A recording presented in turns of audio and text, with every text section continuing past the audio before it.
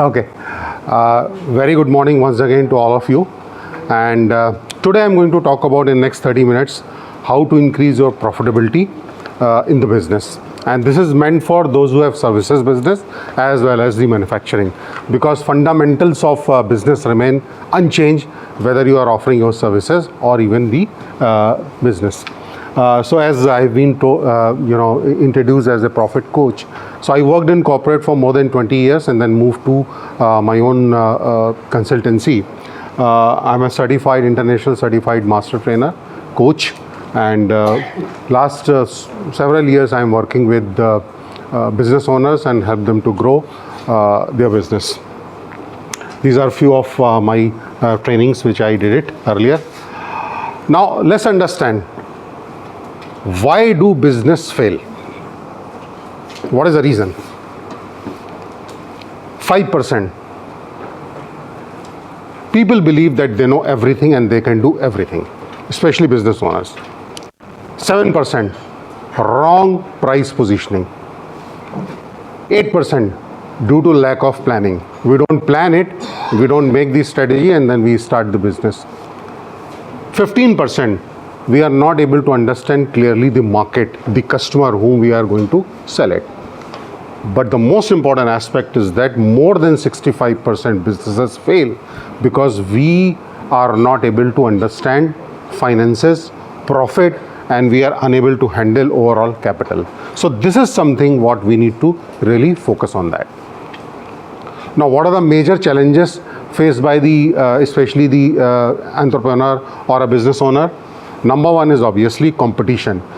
Today we are operating in a very dynamic competitive environment, and without understanding the competition, if you will come out from the market, then it will be very difficult, because you know 20-30 years back, even the doctors, they had very few doctors, but today you will find it that everywhere you will find gym, you will find in absolutely in all the lanes, advocates, the manufacturers of any product. You will see the population has grown up, the businesses has grown up, so there's a huge competition, and we need to understand the competition, and within the competition we need to understand, we need to compare ourselves with the best one and try to find out why they are able to sell their product. If you know the answer, it will be easy for you to replicate in your business. The next one is level of demand. We don't understand the demand and we started selling our product or services. Let us understand the demand, and within the demand also we need to understand. Say suppose for example we are running a business of trousers or pant or shirt. You will have to understand the demand within that, कि cotton की ज़्यादा है या terracotta की है या casuals की है, कौन से color and all that. So I am talking about in that context. Funding. Again, funding is a major issue, and obviously cost, because what is the basic principle of profit? Revenue minus cost. Now either you can increase your profit by increasing the revenue, because we have, or you can reduce the cost. Now in order to increase the revenue you have to sell more, but there is a point you cannot sell more than that, because if you start selling the other one, your competitor will getting a heat, and then what will happen? There will be a price war. वो price गिराएगा, फिर आपको भी गिराने पड़ेंगे. So you should continue to increase your sales so that you can get the revenue, but we have seen in the last 10 years, 15 years that you need to control your supply chain. Because supply chain में आप क्या देखेंगे, अगर वहाँ अगर आपने cost कम कर ली, जो कि 10 to 15 to 20% इनएफिशिएंसीज हैं, चाहे वो आपके वेस्टेजेस हो रहे हैं या जैसा आपने बोला कि लॉजिस्टिक्स कॉस्ट है, करेक्ट, या परचेज़ आपकी इनएफिशिएंट परचेजिंग है, प्रोडक्टिविटी आपकी कम है, राइट. तो ये सारी चीज़ें अगर आप कंसीडर करेंगे तो वहाँ से भी आप कॉस्ट को बचा सकते हैं. सप्लायर्स आपके कैसे हैं, and obviously economies of scale अगर जिनका मैन्युफैक्चरिंग है, or staff, because staff play a very very important role. There's a concept of branding, and when I talked about what is branding, people always think that branding is advertisement, right? It is just 10%. Branding is that when people are coming to your place, in your probably if you are an advocate, to your office, or you are running your services business, what kind of experience they get it, and the experience start from the receptionist, how they have been treated Correct. So customer experience is actually turned into the branding. So in that way you will have to obviously train your employees and all those things, and obviously the profit. अब आता है एक myth, भ्रम। सबसे बड़ा भ्रम ये है कि अरे हम तो बहुत स्मॉल हैं, क्या हम कभी बड़े हो सकते हैं? तो मेरा केवल आंसर ये है कि अगर आप फर्स्ट जनरेशन टाटाज और अंबानीज और बिरला की देखिए, वो भी स्मॉल से ही स्टार्ट किया था। तो अगर वो इतने बड़े हो सकते हैं तो आप भी बड़े हो सकते हैं। But the difference is that you will have to understand what they did it, and if you know what all they did it and if you replicate the same, nobody can stop you to become big. तो आज हम लोग उसी की बात करेंगे कि वो क्या क्या सीक्रेट्स हैं जो आपने अपने बिजनेस में यूज़ करने हैं, जो इन लोगों ने किए थे। बिकॉज ये रिसर्च हुई है, करीब 2000 जो टॉप क्लास एंटरप्रेन्योर्स हैं वो सक्सेस कैसे हुए। तो आज हम लोग उसकी बात करेंगे। So number 1 is that all companies started with small only, right. Number 2, business को बड़ा करने के लिए, जानने के लिए कोई ज़रूरी नहीं है कि आप पूरा चीज़ें बिजनेस के अंडरस्टैंड करें। It's a evolution, it's a cycle. Once you get into that, आपको एक्सपीरियंसेस होंगे and you will learn from that. So the day you think that you have to do the business, just get lean into that, you will understand slowly the small and those aspect of the business, and then you will continue to do that. The other important aspect is that कि जब business में बात करो तो लोग कहते हैं बहुत कंपटीशन है और मार्केट ख़राब है। मैं हमेशा कहता हूँ ये मार्केट ख़राब है, मार्केट कंपटीशन है, ये तो हमेशा से ही था। कब मार्केट अच्छी थी? और अगर आप ये कह रहे हैं मार्केट बहुत ख़राब है और कंपटीशन है, तो क्या आपका मार्केट शेयर 50% है कंट्री में या 60% है? या आप ही एक शहर के सबसे बड़े एडवोकेट हैं, या आप ही एक शहर के सबसे बड़े डॉक्टर हैं? अगर वो है तब तो इम्पैक्ट है, बट अगर ऐसा नहीं है तो फिर इन चीज़ों पर बिल्कुल मत ध्यान दीजिए। मार्केट हमेशा से फेवरेबल थी या नहीं थी, आप अपना काम करते जाइए और राइट स्ट्रेटजी लीजिए। अगर वो लेंगे तो आपका सिस्टम और आपका जो बिज़नेस है वो चलता रहेगा। दूसरा, नॉर्मली बिज़नेस ओनर्स जो हैं वो इंडिया में टर्नओवर पे बहुत जाते हैं कि जी मैंने 1 करोड़ कर लिया, मैंने 2 करोड़ कर लिया। मैं कहता हूँ ठीक है, टर्नओवर इज़ इम्पॉर्टेंट, बट उससे भी ज़्यादा इम्पॉर्टेंट है कि नेट प्रॉफिट कितना है आपका। सो प्रॉफिट पे कंट्रोल करिए, वो ज़्यादा इम्पॉर्टेंट है। अगर एक कोई कंपनी है जिसका से सपोज़ 2 करोड़ का टर्नओवर है, बट अगर उसका 40 लाख प्रॉफिट है, वो कहीं ज़्यादा बेटर है कि 50 करोड़ की कंपनी और केवल 1 करोड़ प्रॉफिट बना रही है। So your prime responsibility is definitely profit, not a revenue. The other thing is that कि जो हमारा बिज़नेस होता है, तो अगर आपका स्मॉल बिज़नेस है, स्टार्ट किया, दैन इट्स ओके। बट जहाँ आपका बिज़नेस 1 या 2 करोड़ रुपए के ऊपर अगर गया, करेक्ट, वहाँ पे आपके अकेले के लिए बिज़नेस को हैंडल करना वो बहुत मुश्किल होता है। और वो आप बिज़नेस तभी कंट्रोल कर सकते हो जब आपके सिस्टम्स एंड प्रोसेसेस हों। तो बहुत इम्पॉर्टेंट है कि सिस्टम एंड प्रोसेसेस को अपने यहाँ बनाना, so that whether you are in the office और यू आर नॉट, और you are present in the office और you are not present in the office, आपको बार बार फ़ोन देखने की ज़रूरत नहीं है। आपका काम आपके बिना भी चलता रहेगा। So this is what you need to do in the modern times. और जितने भी सक्सेसफुल बिजनेसेस हैं, उन्होंने पर्सन स्पेसिफिक की जगह सिस्टम स्पेसिफिक बनाया है। एम्प्लॉई आएंगे, काम करेंगे, रिज़ाइन देके चले जाएंगे, उनके जाने से कोई फ़र्क नहीं पड़ेगा, आपका सिस्टम चलना चाहिए। एक बहुत अच्छा एग्जांपल मैं आपको दे रहा हूँ, मैकडी का वर्ल्ड वाइड टर्नओवर है 1,75,000 करोड़। 99% एम्प्लॉयज़ पता है किस एज ग्रुप के हैं वहाँ? 18 साल से 21 साल। केवल 1% एम्प्लॉई है वो 40 और 45 के हैं जिनके पास एक्सपीरियंस है। अब ये कंपनी कैसे चल रही है? ये कंपनी केवल चल रही है सिस्टम एंड प्रोसेसेस की वजह से। आपके अपने घर में रोज़ वही दाल सब्ज़ी का डिफरेंट टेस्ट आता है, बट इफ़ यू बाय आलू टिक्की बर्गर इन दिल्ली और इन मुंबई और in Chennai, the test would be same, because उन्होंने ये बनाया हुआ है कि 20 मिनट अगर ब्रेड बेक होनी है तो 20 मिनट ही होगी, ना 19 होगी ना 21 होगी। उसके बाद जो प्रोसेस है कि पहले टिक्की डालना है, फिर सॉस डालना है, फिर सलाद डालना है, फिर रैप करना, वही प्रोसेस है। तो आप अपनी कंपनी में सिस्टम को अगर स्टैंडर्डाइज कर देते हैं और उसके बाद क्या है, रिस्पॉन्सिबिलिटीज़ बना दें लोगों की, तो ऑटोमेटिकली सिस्टम से चलेगी कंपनी और आपको प्रेजेंट रहने की हर वक्त ज़रूरत नहीं है। और ये आप सर्विसेज बिजनेस में भी कर सकते हैं और मैन्युफैक्चरिंग में भी कर सकते हैं। दूसरा ये है कि बहुत इम्पॉर्टेंट ये है कि अगर आप बिज़नेस ओनर हैं, आप कोई भी कंपनी है, कोई भी अपना ऑफिस रन कर रहे हैं, तो जितने भी एम्प्लॉयज़ हैं ये बहुत इंपॉर्टेंट है कि उनका और आपका सिंक्रोनाइजेशन होना बहुत ज़रूरी है। वो उसी तरह से जैसे कार का इंजन होता है, तो कार के इंजन में गियर होते हैं, और गियर की जो अगर 4 गियर हैं उसमें, तो चारों की स्पीड सेम होनी चाहिए। 3 की एक है और एक की कम या ज़्यादा हो गई तो क्या हो जाएगा, ब्रेक डाउन हो जाएगा। इसी तरह आपका और आपके जितनी भी टीम है, आपके जितने भी एम्प्लॉयज़ हैं, सबका माइंडसेट एक ही होना चाहिए। अगर उसमें मिसमैच होगा तो कहीं ना कहीं आपके बिज़नेस में उतार चढ़ाव आएगा। और यही सबसे बड़ा एस्पेक्ट है कि जब हम ग्रोथ में स्ट्रगल करते हैं और हम कहते हैं यार हमारे एम्प्लॉई हैं वो काम ही नहीं कर रहे हैं, या हमारे यहाँ परफॉर्मेंस नहीं आ रही है, तो ये एक बहुत बड़ा रीज़न है। And then in our training, in our coaching, we try to resolve that issue, how to do that, और we teach you how to do that. बाकी बहुत क्लियर रिपोर्ट ऑर्गेनाइजेशन स्ट्रक्चर होना चाहिए। मैं ये नहीं कह रहा हूँ कि बहुत बड़ा ऑर्गेनाइजेशन स्ट्रक्चर होगी, जनरल मैनेजर और प्रेसिडेंट हो। अगर 3 ही लोग हैं तो 3 लोगों की रिस्पॉन्सिबिलिटी बहुत क्लियर कट होनी चाहिए। अगर आप लोग वाइफ हस्बैंड बिजनेस रन कर रहे हैं तो वाइफ की भी, आपको अपनी रिस्पॉन्सिबिलिटीज़ को भी बहुत क्लियरली डिफाइन करना पड़ेगा, so that everybody is very clear that what they are suppose to do. तो ऑर्गेनाइजेशन स्ट्रक्चर में रिस्पॉन्सिबिलिटीज़, अकाउंटेबिलिटी वो बहुत है। HR their play a very very important role. Correct. अब होता क्या है कि कभी अगर आपकी कंपनी में कोई नहीं आया तो आप क्या करते हो, किसी दिन कोई अगर एब्सेंट है तो आप क्या करते हो, उसका काम कौन करता है, फिर क्या होता है, हम खुद ही करने लगते हैं। This should not be there. Do you have backups कि अगर वो नहीं आएगा तो सिस्टम बना होना चाहिए कि अगर राम सिंह नहीं आए तो फिर श्याम सिंह करेंगे ऑटोमेटिकली, ये पहले से पता होना चाहिए। बट अगर क्या है कि राम सिंह नहीं आए तो आप उसी दिन परेशान रहते हो, 10-10 फ़ोन करते हो कि यार राम सिंह नहीं आया तो मुझे काम करना होगा।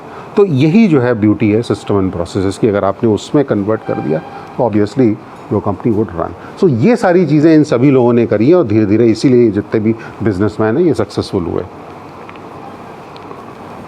सो let's move little bit more. बाकी ये है कि मैं हमेशा कहता हूँ कि if you are running a business, do not reach 11 o'clock. You want your people to come at 9 o'clock, you should be in your office at 8:45. We do a biggest mistake. We as a owner, we feel हम तो owner हैं, हम 11 बजे पहुँचेंगे, और office आपने 9 बजे का किया। मैं आपको बिल्कुल से कह रहा हूँ, एम्प्लॉय होता है, 2 घंटे वो पता नहीं काम कर भी रहे हैं कि नहीं कर रहे हैं, आपको क्या पता।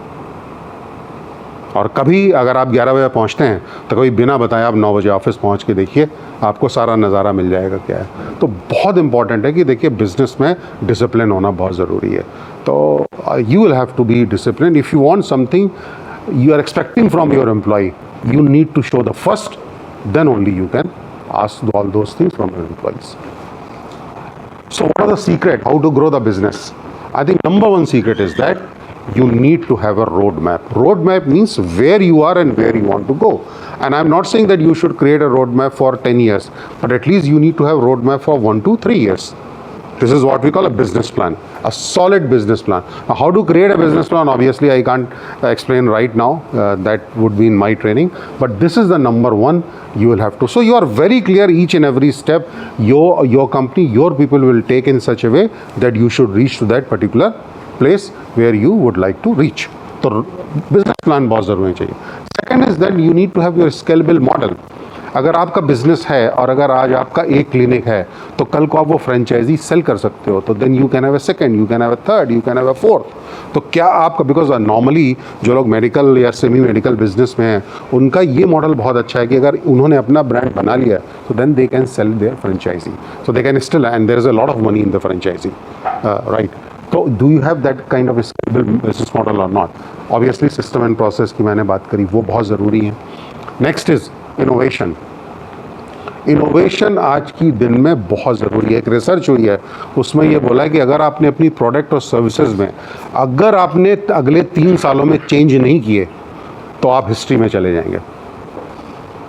इस कंट्री ने 50 सालों में 2 कारें देखी थी, एम्बेसडर और फिएट, राइट, और इस साल 37 मॉडल्स आ रहे हैं। तो entire paradigm shift of customer liking disliking has changed. तो ऑब्वियसली आपकी बेसिक सर्विसेज चेंज नहीं होंगे, एक डॉक्टर की बेसिक सर्विसेज चेंज नहीं होती हैं, बट वो क्या नई नई चीज़ें उसमें इंट्रोड्यूस कर सकता है जो कि करते हैं, जो कि हम लोगों ने देखा हुआ है। तो बहुत ज़रूरी है कि नया नया इनोवेशन करें, टेक्नोलॉजी को लेके आएँ। Better time management, you should be absolutely good in the time management so that you can spend time for your business, for your personal family, and obviously for your all academics and everything. managing your finance well. I am not saying that you should become chartered accountant, but at least you should understand the basics of finances. You should understand what are the financial ratios. जिस तरह health के indicator होते हैं कि BP होता है और sugar level होता है और भी बहुत से पैरामीटर्स हैं, तो उसी तरह बिज़नेस के भी पैरामीटर्स होते हैं कि करंट रेशियो, आपका डेट टू इक्विटी रेशियो, ये 4-5 जो करंट है, ये आपको कॉन्टीन्यूसली एवरी मंथ मेजर करने पड़ेंगे. अगर वो नहीं किया तो पता लगा कि सडनली 1 साल या 6 महीने के बाद क्या आपको पता लगा अरे आप तो डेट में चले गए. और मैं आपको एक एग्जांपल भी दिखाऊंगा कि किस तरह कंपनीज डेट में चली जाती हैं. वो सोच रहे हैं वो प्रॉफिट है, बट उनको प्रॉफिट नहीं हो रहा है. Understanding the business environment, overall businesses में क्या चेंजेस हो रहे हैं, कोविड के बाद क्या चेंज हुआ. बहुत से कंपनीज जिन सब ने ये काम किए वो कोविड में सर्वाइव कर गई. ऐसा नहीं है कि सारी कंपनी बंद हो गई. The lot of companies they basically grown up. Zoom, कभी किसी ने सोचा था कि हम online and they quickly adapt. So adaptability जो है वो आज की डेट में बहुत इंपॉर्टेंट है. आपको क्या सोसाइटी चाहती है और क्या किस तरह से आपको करना है. एक और एग्जांपल आपको बताता हूँ. आप चश्मा बनवाने जाते हैं तो पहले क्या था, चश्मे का फ्रेम चेक करते थे. अभी आप जाने से पहले घर पे ही ऐप डाउनलोड करके अपनी फ़ोटो लीजिए और उसके बाद 100 तरह के फ्रेम हैं, आप वो सारे एक एक करके फ्रेम करके आप जो है अपने आप को देख सकते हैं. Lens cart, right. तो क्या ये चीज़ें आप ऑगमेंटेड, इसको टेक्नोलॉजी कहते हैं, क्या ये चीज़ आप अपने बिज़नेस में उसको अपना सकते हैं? है, बहुत से लोग कर रहे हैं कि अगर आप आज 40 और 70 और जो भी आपका वेट है और अगर आप पतले हो गए तो आप कैसे लगेंगे देखने में. तो ये सारी चीज़ें जो हैं वो ऐप्स आप अपने यहाँ उनको इंट्रोड्यूस करा सकते हैं. तो ये सारी चीज़ें भी एक नई ऑफरिंग्स हैं जो आप कर सकते हैं. बिल्डिंग ऑर्गेनाइजेशन, कंपनीज़ हमेशा बड़ी होती हैं केवल बिज़नेस ओनर की वजह से नहीं. ये बहुत बड़ा मिथ है. बिज़नेस ओनर्स ये सोचते हैं कि यस आपने स्टार्ट किया, आप एक लेवल पे ग्रो करके लाए, बट उसके बाद अगर ग्रो करना है तो जब तक आप ऑर्गेनाइजेशन को बिल्ड नहीं करेंगे तब तक आप ग्रो नहीं कर सकते हैं. ये बिल्कुल हार्ड ट्रुथ है. और उसके लिए, क्योंकि मैं कई बार जब बिज़नेस ओनर से बात करता हूँ, कहते हैं यार मैं तो इतना पैसा देता हूँ, मेरे एम्प्लॉई काम नहीं करते हैं. तो फिर मैं उनसे उलट के पूछता हूँ क्या उनको पता है उनको क्या करना है? आपने उनके टारगेट्स बनाए, उनकी रिस्पॉन्सिबिलिटी पता है, उनकी अकाउंटेबिलिटी पता है? तो ये पूरा बहुत, बिजनेस इज़ ए साइंस और आपको इसको साइंस की तरह से ही देखना पड़ेगा. बिकॉज अगर आपने बिज़नेस को साइंटिफिक वे से नहीं चलाया तो बिज़नेस आपका नहीं रन कर पाएगा. You will have always problem. Then how to hire the best people. अब समटाइम्स मैंने देखा है कई बिजनेस में कहते हैं जी मैंने तो एम्प्लॉई रखा 6 महीने, वो रहा, उसने परफॉर्म नहीं किया और वो चला गया. And they try to blame the person. I would blame the business owner who has interview. 2 things, आपको किस तरह का आदमी लाना था, आपने जॉब डिस्क्रिप्शन लिखा था, जेडी लिखा था, उसकी आपने बिहेवियल किस तरह का, educational qualification is fine, but उस पर्टिकुलर पोजीशन में बिहेवियल उसके क्या ट्रेड्स होने चाहिए वो बहुत इंपॉर्टेंट है. राइट. उसके बाद आपको, अगर आप इंटरव्यू ले रहे हैं तो you should know how to take the interview. If you have taken a wrong interview then it is not his fault, that's your fault. So how to hire the best people also is an art, and this also we try to teach. How to manage crisis. Crisis आती रहती है, हमेशा आती है, कभी कुछ भी हो जाएगा, कभी सडनली. तो क्राइसिस में क्या आपका बैकअप प्लान है, कंटिजेंसी प्लान क्या है, that is also you will have to incorporate. Manufacturing के यहाँ शायद बहुत कम लोग हैं तो मैं बहुत ज़्यादा बात नहीं करूँगा मैन्युफैक्चरिंग की. आर्ट ऑफ एग्जीक्यूशन, तो एग्जीक्यूट करना एक बहुत बड़ी. आप एक अच्छे एडवोकेट हो सकते हैं, आप एक बहुत अच्छे डॉक्टर हो सकते हैं, बट केवल वो क्लिनिक आप पे डिपेंड नहीं कर रहा है. आपके साथ और या 10, 12 या 50 लोग जो हैं वो किस तरह कर रहे हैं और उनसे काम निकालना, वो भी एक मैनेजरियल आर्ट होती है. That one has to learn basically. Then obviously कि जब आपकी टीम है तो आप एक्टिविटी प्लानिंग रिव्यू बहुत क्लोज उनको मॉनिटर करें.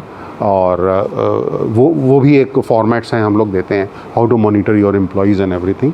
बहुत रेडीमेड है, बहुत सिंपलेस्ट है, so that we can do that. And obviously the solid plan. तो अब मैं बता रहा था कि नेट प्रॉफिट, एक कंसेप्ट होता है नेट प्रॉफिट का. जैसे मैं कह रहा हूँ कि एक कंपनी है, उसका टर्नओवर था पहले 5 लाख और अब हो गया 20 लाख. क्या ये कंपनी ग्रो करी? यस और no? Grow. Okay okay okay okay. तो अभी मान के चलते ग्रो करी, बिकॉज 5 लाख से 10 साल 20 लाख हो गया, ग्रो करी. अब प्रॉफिट था पहले उसका, जब 5 लाख था प्रॉफिट तो 75,000 था, और जब 20 लाख हुआ तो 1.5 लाख हुआ. ग्रो करी कि नहीं करी? आप मैं समझ गया आप कहाँ से आ रहे हैं, बट और बाकी लोगों को एब्सोल्यूट में लग रहा है ग्रो कर रही होगी। एक्चुअली ये कंपनी ग्रो नहीं करी। अगर आप नेट प्रॉफिट मार्जिन करेंगे तो पहले 15% था, अब 7.5% है। तो ये जो बिज़नेस की निटी-ग्रिटी आपको बिल्कुल एकदम कहते हैं ना कि वो लेंस लगा करके मुनीम बन के देखना पड़ेगा, बिज़नेस तभी चलता है। तो you will have to understand, and this is how we try to teach these science of business, that how you need to control this business। इसको करने में बहुत ज़्यादा टाइम नहीं लगता है। अगर आपने वो सारी आर्ट्स सीख ली तो आपको वीक में केवल 3 घंटे देने पड़ेंगे अपने बिजनेस में। Rest you should spend only time on meeting your clients and try to increase the business, because as a business owner you should spend more time outside your office। but होता क्या उल्टा कि हम office में ज़्यादा time लगाते हैं, और एम्प्लॉय तो एम्प्लॉय होते हैं, they will come with each and every problem to you. So you become, instead of the chief executive officer, you become the chief resolving officer. आप प्रॉब्लम ही सुबह से शाम तक सॉल्व करते रहते हो। तो उसका भी हमारे पास इलाज है कि अगर कोई एम्प्लॉय आता है तो सिंपल बोलिए कि you will come to me, you have to tell your problem, but along with that you have to give me 2 solutions also. Whether I will take that solution and all that, that's my will. आप देखेंगे कि 70% आपके पास आना बंद हो जाएगा। अरे sir तो सोल्यूशन ही मांग रहे हैं। They will try to find the solution and they will do it on their own. So there are lot of techniques are there, because this is how you need to manage your company. Sir एक question था। हाँ जी बताइए। Sure. अभी जो startup का जो अभी चल रहा है, हाँ जी। तो अभी स्टार्टअप क्या करे, केवल कैश बर्न कर रही है, इवन कैश लॉस पे काम कर रही है। ओके। और जब मैं ऑडिट करने जाता हूँ उनसे एक क्वेश्चन पूछता हूँ, मैं कैश लॉस कर रहा हूँ तो बिजनेस कंटिन्यू क्यों कर रहा हूँ? मैं तो क्वालिफिकेशन डाल दूंगा ओके। कि कंटिन्यू बिजनेस आपका है नहीं, ये कंटिन्यू कर नहीं पाएगा। तो उनका लॉजिक ये होता है कि सर स्टार्टअप है, हम जब तक बर्न नहीं करेंगे पैसा 2-4 साल, तब तक मेरा ग्रो ही नहीं करेगा बिजनेस, फंडिंग नहीं आएगी। और सिनारियो ये है कि एवरी ईयर 75% स्टार्टअप फेल हो रहे हैं। 78% नहीं, 97% है data. Last 10 years 97% startup has closed down, and because of 2 reasons only. Number 1, the business was not able to cash management, cash को कैसे चलाना है। और नंबर 2 और मोर इम्पॉर्टेंट कि नॉवेलिटी थी। कोई स्टार्टअप का बेसिक रूल है कि you have to give some novelty. लोगों ने क्या किया कि अजीत ने किया तो सुजीत ने भी वही कर दिया, गीता ने कहा तो सीता ने कहा चलो मैं भी वही बना देता हूँ। तो अब गीता ने जब अपना स्टार्टअप बनाया था तो उसके माइंड में कुछ और था, और सीता ने उसी को कॉपी कर लिया। तो देखिए स्टार्टअप का बेसिक प्रिंसिपल ये है कि what kind of problem you are solving. और बिजनेस में आपको देखिए हर एक बिजनेस में आपको ढूंढनी पड़ेगी। अगर देखिए आप एक तरह से अगर आप जाते हैं, जैसे हिमानी का बिजनेस है ये सोप्स एंड ऑल दैट, तो एक तो तरीका ये कि आज ही हम ये सोप्स बनाते हैं जो क्लीन करेगा आपका बॉडी और दिस थिंग। और दूसरा क्या था, दूसरा क्या तरीका है उसी को सेल करने का? प्रेजेंटेशन। कि if you want to look good use this. You are going outside, you know there is a you know during the summer season ultraviolet rays होती हैं, तो you will use our moisturizer or our cream, it will you know kind of you know protect your skin, right? तो ये बहुत ज़रूरी है, बहुत important है कि आप बताएं। समटाइम्स आपका स्टार्टअप बहुत अच्छा हो सकता है, समटाइम्स हमारा बिजनेस बहुत अच्छा होता है, but we do not know the art of communicating our product और सर्विसेज। और अभी तो खैर सेल्स की में बहुत सी हम लोग कराते हैं कि you have to create a little bit fear in them. Fear ऐसा नहीं कि आप डराएं, फियर आप क्रिएट करें, फियर क्रिएट करा के उसको अवेयरनेस कराएं कि अगर ये नहीं करोगे तो ये हो जाएगा। जैसे मैम की शुरू में प्रेजेंटेशन थी और इंटेंशनली या इंटेंशनली उन्होंने एक चीज़ बोली कि भाई कार्डियक अरेस्ट आएगा, पक्का आएगा, 1 नहीं आएगा 2 आएगा, तीसरा आएगा तो तीसरे के सर्वाइवल के तो 99% चांसेस ही नहीं होते हैं। तो why you should you know do that, or why you should come to that particular situation are preventive. See, there are 2 measures, preventive और corrective। तो हेल्थ के लिए तो प्रिवेंटिव बहुत ज़रूरी। तो ये सारी चीज़ें सेल्स की भी सेलिंग है, और ये आपको अवेयर, आज की डेट में अगर हम कस्टमर को अवेयर नहीं कराएंगे अपने सर्विसेज के बारे में, उसके क्या इफ़ेक्ट्स हो सकते हैं, तो you will not be able to sell it. तो ये जो स्टार्टअप फेल हो रहे हैं इसका बहुत से इफेक्ट हैं, 2 मैंने आपको बताए। और एग्जैक्टली ये इंडियन माइंडसेट है, इंडियन माइंडसेट है। तभी मैंने आपको बोला, मैंने एक वर्ड भी बोला था कि हम रेवेन्यू पे बहुत बिलीव करते हैं, जबकि यूरोपियन और यूएस जो उधर के लोग, उनका माइंडसेट बहुत क्लियर है।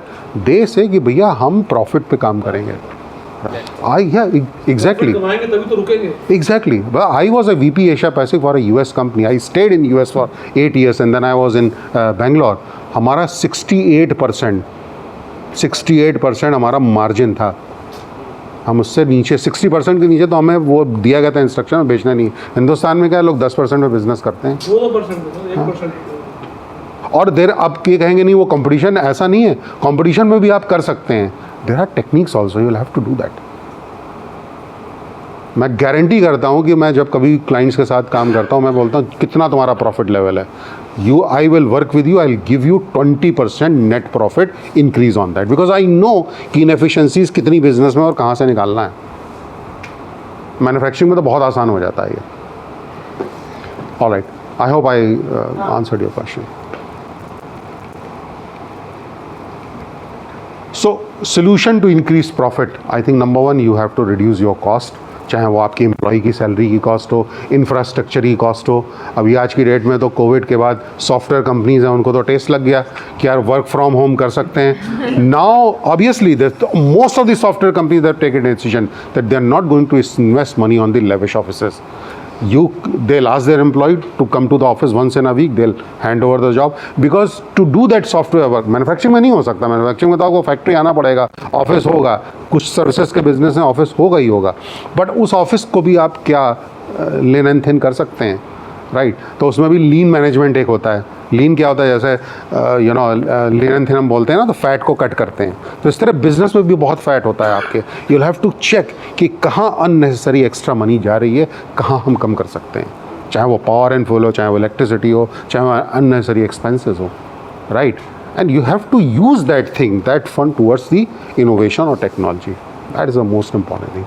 Second is increase revenue. Obviously you have to, एक तो बहुत इंपॉर्टेंट है कि जो आपके एक बार क्लाइंट बन गए उनको आपको नहीं छोड़ना है. अगर आपका एग्जिस्टिंग क्लाइंट आपको छोड़ के चला गया तो इट्स ए क्राइम. तो बहुत इंपॉर्टेंट है कि एक बार जो क्लाइंट आया वो कॉन्टिन्यूसली आपके साथ रहना चाहिए. वो नहीं आज उसकी फैमिली में कोई और मेंबर, बट क्लाइंट नहीं छूटना चाहिए. And plus you have to add your clients in the new territory. You are present in Delhi or you are present in East Delhi, why can't you have another office at North Delhi? Or maybe you are present in Delhi, why can't you have office in Noida or in Ghaziabad or Meerut? So this is so organically भी आप increase करें और inorganically भी अपने business को increase करें. तो ये भी रेवेन्यू इंक्रीज करने की टेक्निक हो सकती है. प्रोडक्टिविटी केवल प्रोडक्शन की बात मैं नहीं कर रहा हूँ, वहाँ तो बहुत ही ज़रूरी है. आपके एम्प्लॉइज़ की productivity, if you are giving them a salary of 30,000, 50,000, 70,000, how much he should give you the output? Have you decided? Have you converted everything into the numbers? It's very important that you need to convert numbers, target of your employee. Sales का तो बड़ा clear होता है, वो तो शुरू से number सही काम करते हैं. बट आपका जो ऑफिस में है वो क्या कर रहे हैं, आपके इवन HR मैनेजर, राइट, उनका भी टारगेट होता है कि एट्रिशन बहुत जा रहा है. That means exactly. तो there is a way that you can convert the qualitative aspect of your employees into the quantitative. और वो अगर आप करेंगे तो आप देखिए सडनली जो उनकी परफॉर्मेंस जो है वो चेंज हो जाएगी. Increase efficiency, your own personal efficiency and your employees efficiency, and there are lot of ways to do that. तो ये हम कर सकते हैं. सोल्यूशन बिजनेस को ग्रो करने के लिए बहुत इंपॉर्टेंट है कि define your customer. Everybody, for me I am very clear that each and every person may not be my customer, right. तो क्या आपने अपने आइडियल कस्टमर को डिफाइन किया है, क्योंकि वहीं पर फोकस लगाइए. Otherwise what will happen, you will waste your energy. So you need to define your ideal customer. Then obviously competition analysis, और उसमें यही है कि जो आपका टॉप 3 जो आप इंस्पायर करते हो कि आप you want to become that, तो आप वो जानने की कोशिश करो कि ये सेल कैसे कर रहा है, ये क्यों इतना फेमस है, इसके पास लोग क्यों आते हैं.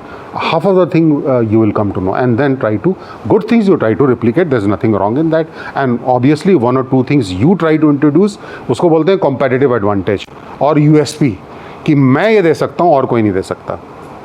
मैं आपको, मेरे पास आप आइए, आपको मैं बेस्ट इन्वेस्टमेंट प्लान दूंगा, या आप मेरे पास आएंगे, I can give you guarantee कि आपका लॉस नहीं होगा. आप मेरे पास इंश्योरेंस कराएंगे कार का, मैं आपको मार्केट से और जो भी वो ऑनलाइन है, इन्फो ऑनलाइन व्हाटएवर, मैं उससे आपको 2% कम दूंगा. तो कुछ USP आपको डालनी पड़ेगी. और अगर ये दोनों चीज़ें हैं कि कॉम्पिटिटर को आपने ट्रैक कर लिया और inefficiency, I am telling you nobody can beat you in your business whether it is manufacturing और services. Use the social media.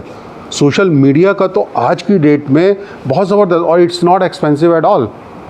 It is not at all expensive. Running your website, you can run your website, you can handle your LinkedIn, you can handle your Facebook page, you can handle your Insta, right? तो यहाँ से आप काफ़ी जितना भी maximum है इसका use करिए।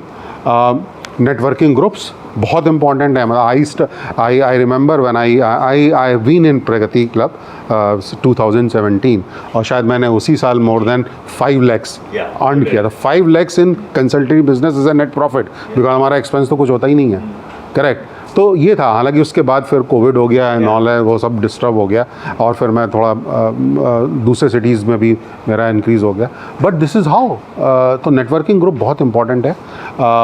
या continue to add more and more customer. Continuously आपको टारगेट बनाना है कि हमें 2 कस्टमर 10 कस्टमर जो भी आपका बिज़नेस का लेवल है आपको ऐड करना है, और उसके लिए हम स्ट्रेटजीज़ बताते हैं कैसे ऐड करना है। Continue to add the new services और पोर्टफोलियोज़, एब्सोल्युटली वेरी इंपॉर्टेंट। या उसी ऑफरिंग को आप थोड़ा सा एक पॉलिश करके और रिप्रेजेंट करके करिए, but you will have to change it every 2 to 3 years, otherwise you will continue वही है फिएट और एम्बेसडर हो जाएंगे, करेक्ट। ये बहुत इंपॉर्टेंट एस्पेक्ट है। रिलेशनशिप क्लाइंट, देखिए 2 चीज़ें होती हैं, एक तो रिपीट परचेज बहुत इंपॉर्टेंट है, और रिपीट परचेज रिलेशनशिप से आता है, ठीक है। आप हमेशा अपने क्लाइंट को फ़ोन करते हैं कि आप आए नहीं, आपको मैंने कभी आपने फ़ोन किया उनको कि अब आप कैसे हैं, हाउ यू आर। तो ये बहुत इंपॉर्टेंट है कि आपको उनसे पूछना है। ये that is a different level of you know. पहले मुझे याद है, अब इतना ज़्यादा नहीं होता है, बट जब व्हेन वी वर किड हमारे यहाँ फैमिली डॉक्टर होते थे, and the family doctor used to be a part of the family, and I remember when used to tell so many things to my father कि यार तुम ये नहीं करते हो, ये नहीं करते हो बच्चों को, तो and used to listen, okay okay okay. तो ये रिलेशनशिप थी। तो क्या आपने उस लेवल की रिलेशनशिप अगर आपकी मेंटेन हो गई, आपको वो फैमिली, वो आपका क्लाइंट कभी छोड़ के नहीं जाएगा। एफिशिएंट डिलीवरी प्रोसेस बहुत इंपॉर्टेंट है कि अगर आपने कमिट किया कि परसों डिलीवर हो जाएगा, तो परसों फिर डिलीवर हो जाना चाहिए। और उसके लिए आपने क्या सिस्टम बनाए हुए हैं कि वो बिल्कुल विदाउट एनी फेल हो। Why? Because customer experience is your brand. तो आज बहुत सी कंपनीज हम उनको क्यों याद करते हैं? Why we like him? Not because of the product, everybody is having good product. अभी आज के डेट में all mobiles are good, right. कुछ ऐसा बड़ा डिफ़िकल्ट है एक्सेप्ट आईफोन कि 19-20 सारे ही हैं, राइट। बट एक पर्टिकुलर मॉडल बहुत सेल होता है, maybe because of the quality, maybe because of the service, maybe because of this thing.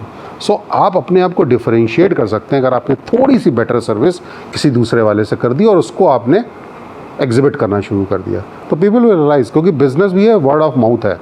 अगर मुझे फ़ायदा हुआ तो मैं इनको बोलूँगा, वो उनको बोलेंगे, उनको बोलेंगे। जो 5 लेवल्स हैं वो अपने आप कनेक्ट होते लगते हैं। रिटेन योर एग्जिस्टिंग कस्टमर, जैसे मैंने बोला था कि एग्जिस्टिंग कस्टमर अगर आपके पास जा रहा है तो there is something wrong in your service और product, whatever. So make sure that strengthen your brand, put more focus on your brand, whether it was through social media, through networking groups, and through your service, through your brand. That is very important aspect. So I think this is what is how much time I have already taken. हो गया? ठीक, good. तो ये बहुत important है, इसको करिए।